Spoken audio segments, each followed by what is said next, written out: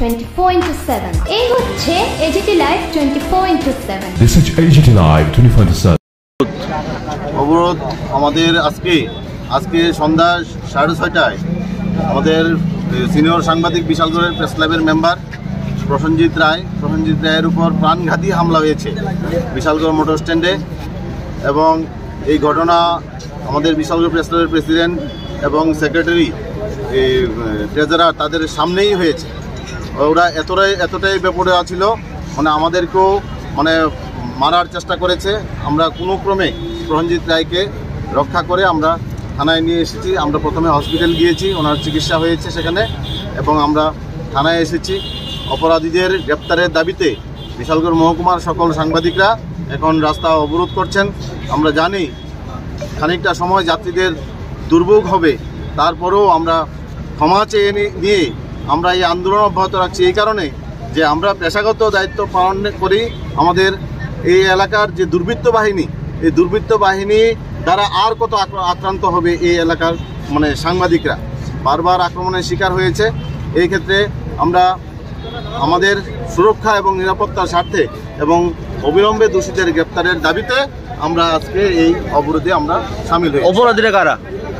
অপরাধীরা এখানকার বিশালগড়ের বিন্দু সাহা এবং তার ছেলে, তার সাগরেদরা, দাগি নেশা কারবারি এবং সমাজ বিরোধীরা অপরাধের সঙ্গে যুক্ত, তারা এই কাণ্ড ঘটিয়েছে।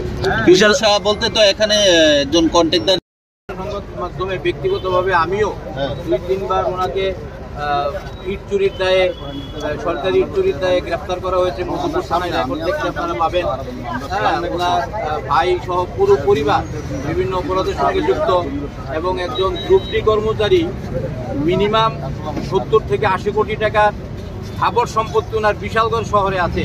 আমি তথ্যভিত্তিক বিভিন্ন সময় সংবাদও করেছি, জানি না ওইসব সংবাদের পরিপ্রেক্ষিতে কিনা আজকে পরিকল্পিতভাবে উনি তো ছিলেনই সঙ্গে বিশালগড়ের কিছু দাগি নেশা সামগ্রীর বিভিন্ন গাড়ি, বিন্দুসার বেশ কয়েকটি নামি বেনামি গাড়ি আছে, এবং এই গাড়িগুলো দিয়ে আজকে উনি একটি গাড়ি, এই বিষয়টা নিয়ে মূলত সম্ভবত আজকে একটি গাড়ি যেগুলোতে গাঁজা সহ বিভিন্ন সামগ্রী পাচার করে, বুলেরো যাত্রীবাহী গাড়ি, এই গাড়িটাকে আজকে সাফাই করার জন্য উনি বাইপাসে একটি ধোয়া গাড়ি পরিষ্কার করার একটা দোকান আছে, ওখানে গেছিলেন।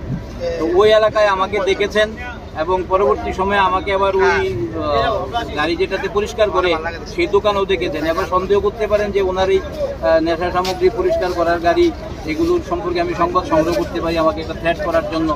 তো যে কোনো কারণেই হোক, আমি জানি না আজকে তারা কীভাবে, কেন এবং পরিকল্পিতভাবে যারা আক্রমণ করেছে। বিন্দুসার ছেলে তো ছিলই, সঙ্গে বিশালগড়ে নিশি কুটুম্ব, বেশি রাত্রিতে যারা গাড়ি নিয়ে দাপাদাপি করে অন্ধকার গলিতে, আমরা যারা বিভিন্ন সময়, আমি ব্যক্তিগতভাবে ক্রাইম রিপোর্টার হিসেবেই পরিচিত, তো সেই সুবাদে আমি বেশ কয়েকটা 2-1জনকে দেখেছি যারা বেশি মারমুখী ছিল, ওরা নেশার গাড়ি চালায়।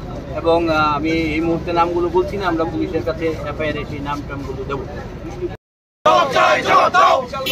সাংবাদিক প্রসেনজিৎ রায়ের উপর হামলা কেন? জবাব চাই, জবাব দাও। হামলাকারীদের অবিলম্বে গ্রেফতার করতে হবে। We want justice. We want justice. বিন্দু শাহ এবং তার ছেলে সহ অপরাধীদের গ্রেপ্তার করা হোক, এবং তারপরেই কিন্তু সেই অবরোধ মুক্ত করা।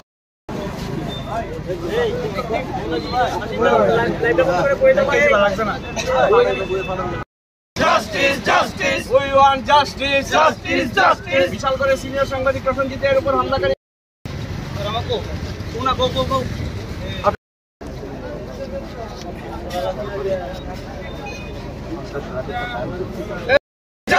সাংবাদিকের উপর হামলাকারীদের অবিলম্বে গ্রেপ্তার করতে হবে। সাংবাদিকের উপর হামলাকারীদের অবিলম্বে গ্রেপ্তার করতে হবে খুব শীঘ্রই, যতক্ষণ পর্যন্ত বিন্দু শাহ, তার ছেলে সহ তার সাঙ্গপাঙ্গদের গ্রেপ্তার করা হচ্ছে না, করতে হবে। বিশালগড়ের সিনিয়র সাংবাদিক হামলাকারীদের অবিলম্বে গ্রেপ্তার করতে হবে। চলবে জাতীয় সড়ক অবরোধ চলবে। করতে হবে। বিশালগড়ের সিনিয়র সাংবাদিক প্রসেনজিতের উপর হামলাকারীদের অবিলম্বে গ্রেপ্তার করতে হবে। তারই প্রতিবাদে কিন্তু এই মুহূর্তে সাংবাদিকরা সমবেত হয়েছে, এবং সেখানে